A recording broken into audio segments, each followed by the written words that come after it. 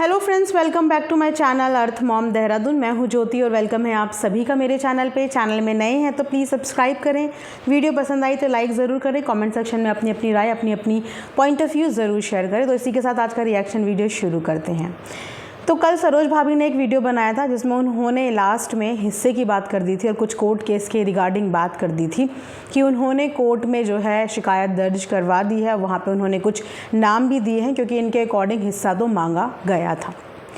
पापा और मम्मी की प्रॉपर्टी का जिस तरीके से सोशल मीडिया पे तमाशा बनाया जा रहा है, जिस तरीके से उनके घर के नाम पे व्लॉग छापे जा रहे हैं, ये सच बताऊं तो देखने में बिल्कुल भी अच्छा नहीं लग रहा है। खैर, जब सरोज भाभी ने शुरुआत कर ही दी थी तो जिनके ऊपर एलिगेशंस लगाए थे उनका बोलना भी बनता ही था, क्योंकि वन साइडेड बातें सुन के ऑडियंस अपने माइंड में काफ़ी सारी चीज़ें सोच लेती है। तो जब इन्होंने कल एक व्लॉग डाला था उसके रिएक्शन में सुनीता दीदी ने वहाँ से बात की थी और उन्होंने बताया था कि हमें तो उस घर में कुछ भी हिस्सा नहीं चाहिए, ना ही हमने मांगा, ना ही हमें उस घर में कोई भी हिस्सा चाहिए। बहुत सारे तरीक़ों से उन्होंने अपनी बातें कन्वे करी और उसके रिगार्डिंग मैंने एक वीडियो कल बनाई है।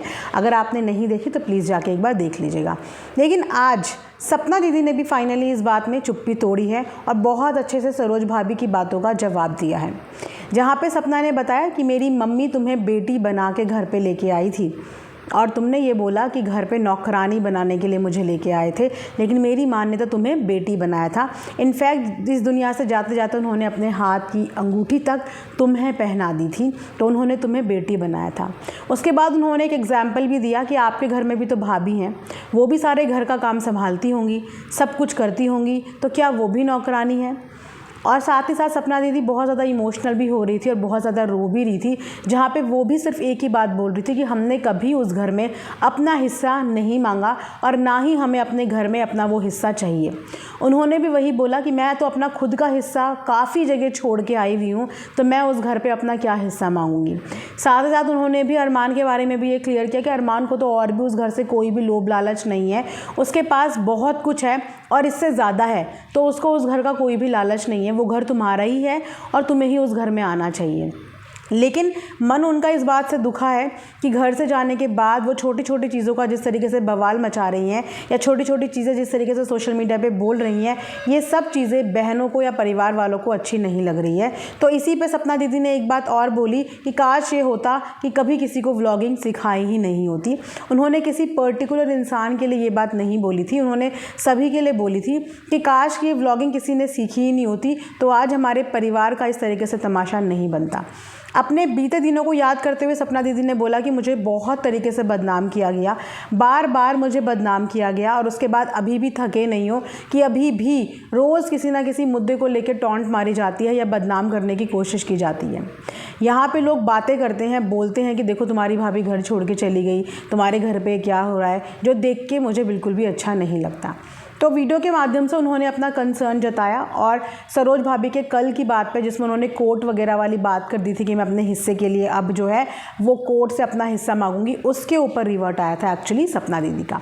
तो अब जब सपना दीदी ने रिवर्ट दे दिया है तो सरोज भाभी तो आप जानते हैं कि आजकल बिल्कुल झांसी की रानी बनी हुई हैं, उनको तो बस आजकल रुकना ही नहीं है। तो वो भी आ गई और उनका भी जस्ट अभी 1-1.5 घंटे पहले व्लॉग आया जिसमें उन्होंने भी सपना दीदी से रिलेटेड सारी बातों का जवाब दिया, जिसमें उन्होंने माँ की अंगूठी को पूरा एक्सप्लेन कर दिया कि वो अंगूठी किसकी थी, वो कैसे आई, वो क्या हुआ, घर किसका था। सोच के भी हैरानी होती है कि जो इंसान इस दुनिया से चला गया है उस इंसान की निशानी को लेके इतनी ज़्यादा कंट्रोवर्सी क्रिएट की जा रही है। जिन माता पिता की यादें उस घर में हैं, उस घर को लेके पिछले 1 हफ्ते से सिर्फ और सिर्फ मुद्दा बनाया जा रहा है और सिर्फ एक कंट्रोवर्सी क्रिएट की जा रही है। अंगूठी के बारे में बताया गया कि जो अंगूठी मुझे दी थी उनकी मम्मी ने, वो अंगूठी एक्चुअल में उनकी मम्मी की थी नहीं, वो अंगूठी भी मेरे भाई ने उनको दी थी। मेरा गले का कुछ हार था जो 1.25 तोले का था, जो ले लिया गया था और उस हार के बदले मुझे 3 ग्राम के कान के, 3 ग्राम की अंगूठी, कुछ ऐसे ऐसे करके उन्होंने सब चीज़ें बताई। तो इतनी ज़्यादा घर की इनसाइड स्टोरी बताने की आखिर ज़रूरत क्या है? इस समय सरोज भाभी की तकलीफ़ हर कोई समझता है, हर कोई उनसे रिलेट कर पा रहा है, लेकिन सवाल ये पैदा होता है कि इन सब चीज़ों में घर वालों की गलती कहाँ पे है और घर वालों की गलती क्या है? क्यों आखिर ये घर वालों से नाराज़ हैं? क्योंकि घर वालों ने तो घर से आने को नहीं कहा ना, ये खुद कह रही है कि मैं कितना झेलती, मैं इतने सालों से झेल रही हूँ, मैं और कितना बर्दाश्त करती। तो बर्दाश्त कर रही थी आप अपने पति के ऐब, उसमें किसी भी भाई या बहन की कोई भी गलती नहीं थी, इसमें उनका कोई भी रोल नहीं था। लेकिन आप जिस दिन से वहाँ से आए हैं या जिस दिन से ये वहाँ से आई हैं, ये इनडायरेक्टली उनके लिए ही बार बार बोली चली जा रही है। आज कुछ बोलती है, कल उन बात से पलट जाती है, परसों कुछ बोलती है, उसके बाद उस बात से पलट जाती है। तो जब आए अपनी मर्ज़ी से हो तो फिर उसके बाद घर वालों से नाराज़गी किस बात की। एक बात इन्होंने आज अपनी वीडियो में बोली कि मेरे पास रिकॉर्डिंग है, और उसके बाद इन्होंने ये भी बोला कि मैं रिकॉर्डिंग नहीं करती। मेरे पास रिकॉर्डिंग है भी और मैं रिकॉर्डिंग नहीं भी करती हूँ। तो आजकल के रिश्ते ना इस तरीके के हो गए हैं कि आप किसी भी इंसान से बात तक कंफर्टेबल होकर नहीं कर सकते, बिकॉज यू नेवर नो कि सामने वाला बंदा आपकी रिकॉर्डिंग कर रहा हो। परिवार के लोग एक दूसरे की रिकॉर्डिंग कर रहे हैं। इन्होंने बोला कि सुनीता दीदी ने बोला था मैं तो कभी भी संदीप के घर नहीं जाऊंगी, मैं कभी हाँसी नहीं आऊँगी, मैं कभी मुस्कान को घर पर नहीं बढ़ने दूंगी। तो उन्होंने डेफिनेटली बोला होगा, और ये बातें तो उन्होंने खुद ने अपने व्लॉग में भी बोली हैं, सामने से बोली हैं। जब वो गुस्सा थी, जब वो नाराज़ थी, तो तब उन्होंने सामने से ये चीज़ें व्लॉग में भी बोली हैं। तो अगर आपसे भी बोली तो कुछ नया नहीं बोला। लेकिन फ़िलहाल जब वहाँ से रिश्ते भी ठीक हो गए हैं, उनकी बेटी से उनका रिश्ता भी ठीक हो गया है, तो क्या ये रिकॉर्डिंग की बात करना या रिकॉर्डिंग चलाने की बात करना ये कोई सही वक्त है? इसका मतलब आप चाहते हो कि बीच में जो चीज़ें ठीक हो गई हैं वो वापस से गड़बड़ा जाएँ? क्योंकि जब इंसान नाराज़ था तो नाराज़गी में तो उन्होंने बहुत कुछ बोला होगा, नाराज़गी में उन्होंने भी बहुत कुछ बोला होगा, उन्होंने भी बहुत कुछ बोला होगा, सब ने कुछ ना कुछ बोला होगा। लेकिन अब जब नाराज़गी ख़त्म हो गई है तो अब पिछली रिकॉर्डिंग्स का जिक्र करना या उनके बारे में बात करना बिल्कुल भी समझदारी नहीं है। उसके अलावा कल सुनीता दीदी ने अपनी वीडियो में बोला था कि मैंने 3-4 फ़ोन करे लेकिन उसने फ़ोन नहीं उठाए, और वहीं पे अपनी 2-3 दिन की वीडियो में सरोज भाभी ने ये बोला था कि मुझे किसी ने भी फ़ोन नहीं किए। लेकिन जब कल सुनीता दीदी ने ये बात बताई कि हमने फ़ोन किए थे, 3-4 फ़ोन किए, लेकिन उसने फ़ोन नहीं उठाया, आज सरोज भाभी बोलती कि हाँ फ़ोन किया था, एक छोटा सा कॉल किया था और हमारे पास बैलेंस नहीं था और हम इसीलिए कॉल बैक नहीं कर पाए, और सच बताऊँ तो मुझे बात भी नहीं करनी थी। तो इसमें साफ साफ ना सरोज भाभी यहाँ पे झूठी साबित हो रही है, क्योंकि एक तरफ इन्होंने कहा था कि मुझे किसी ने कॉल नहीं किया, एक तरफ ये नहीं बता रही है कि परिवार वाले इनसे कांटेक्ट करने के लिए क्या क्या कर रहे हैं। ये वो चीज़ें तब बता रही है जब सामने वाला बंदा जवाब दे रहा है। मान लो कि इनकी बात का सामने वाला जवाब ही ना दे तो किसी को पता ही ना चले कि इनसाइड स्टोरी आखिर चल क्या रही है। इन्हीं की बोली वाली बातों पे सारी ऑडियंस बिलीव कर लेगी। अब तक ये बोल रही थी कि मुझे किसी ने कॉल नहीं किया, अब ये बोल रही कि कॉल आया था, लेकिन एक कॉल आया था, वो भी बहुत छोटा सा कॉल आया था। लेकिन आपने वो कॉल देख तो लिया था। अगर वो कॉल आपने देख लिया था, आपकी नज़र पड़ गई थी, तो आपको कॉल बैक तो करना चाहिए था। लेकिन आपने खुद यहाँ पे बोल दिया कि मुझे बात नहीं करनी थी, क्योंकि बात करके लड़ाई होती है। तो इसका मतलब घर वाले आपसे बात करने की कोशिश कर रहे हैं, लेकिन आपको बात नहीं करनी। इन्होंने खुद बोला कि मैंने बोला जब वो वीडियो में बोल रहे हैं तो मैं भी वीडियो में ही बात करूँगी, लेकिन अगर फ़ोन पे बात हो जाती तो वीडियो बनाने की शायद ज़रूरत ही नहीं पड़ती। वीडियो बनाने की ज़रूरत ही नहीं पड़ती अगर फ़ोन पे बात हो जाती। तो फ़ोन पे बात इनको नहीं करनी है एक्चुअली, वो खुद इन्होंने आज अपनी वीडियो में बता दिया। वहीं पे अगर सपना दीदी की बात करें, उन्होंने ज़रूर बोला है कि मैंने नहीं फ़ोन किया और मुझे फ़ोन करना भी नहीं है, क्योंकि फ़ोन करने के बाद लड़ाइयाँ झगड़े होते हैं जो मुझे नहीं चाहिए, और मैं तो बहुत टाइम से बात नहीं कर रही हूँ। सपना दीदी के साथ जो चीज़ें हुई वो कोई भुलाने वाली चीज़ नहीं थी।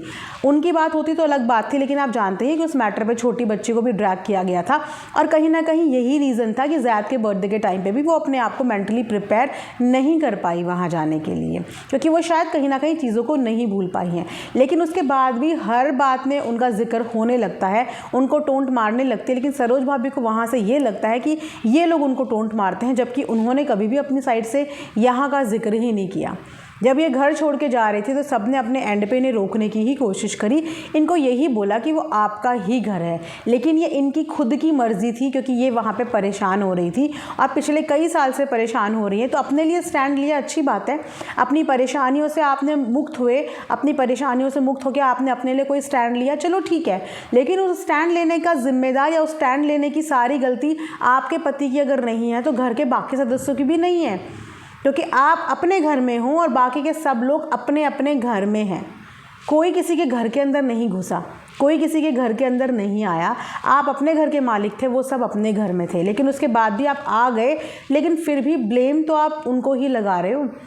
हिस्से हक की बात कर रहे हो, जबकि हक हिस्से की बात कोई भी भाई बहन नहीं कर रहा है। ये अपने आप से हक हिस्से की बात कर रही हैं, ये अपने आप से ही सारी पुरानी कहानियाँ ला ला के सोशल प्लेटफॉर्म पे बता रही है। उन लोगों को तक ड्रैग किया जा रहा है जो इस समय इस दुनिया में हैं भी नहीं, उनकी बातें बताई जा रही हैं, इतनी घर की इतनी पर्सनल चीज़ें बताई जा रही हैं। तो ऐसे में तो कोई भी इंसान कहेगा कि क्यों ऐसे लोगों को कैमरा पकड़ा दिया जिनको यही नहीं पता कि सोशल मीडिया पे हमें आखिर में कॉन्टेंट दिखाना क्या है, या सोशल मीडिया पे हमें एक्चुअल में वीडियोस दिखानी कहाँ है। ये वही सब चीज़ें दिखा रहे हैं सोशल मीडिया पे जो घरों के अंदर होनी चाहिए, जो बातें 4 दीवारी के अंदर होनी चाहिए, जो बातें 4 लोगों के बीच में होनी चाहिए, वो बातें आप 400 लोगों के 400 मिलियन पता नहीं कितनी जनता के आगे कर रहे हो। क्या ये चीज़ इतने बड़े इंसान को शोभा देती है? क्या ये किसी मैच्योर इंसान को शोभा देती है? इनके साथ जो भी हुआ उस सब में बहुत लोगों की सिंपैथी है, मेरी भी पर्सनली सिंपैथी है, लेकिन आप अपने साथ हुई हुई चीज़ों का जिम्मेदार किसी और को नहीं ठहरा सकते। और टॉन्ट सिर्फ और सिर्फ इतने दिनों से इनकी वीडियो के माध्यम से ही आ रही है। बहनें तो बार बार यही बोलने की कोशिश कर रही हैं कि घर चली जाओ। अगर वो नहीं बोलती तब भी यही बात आती कि किसी ने भी इनको नहीं बोला घर जाने के लिए, इसका मतलब है कि सब ने मिलके इनको घर से निकाल दिया। तब भी एक गलत मैसेज जाता सोशल मीडिया पे।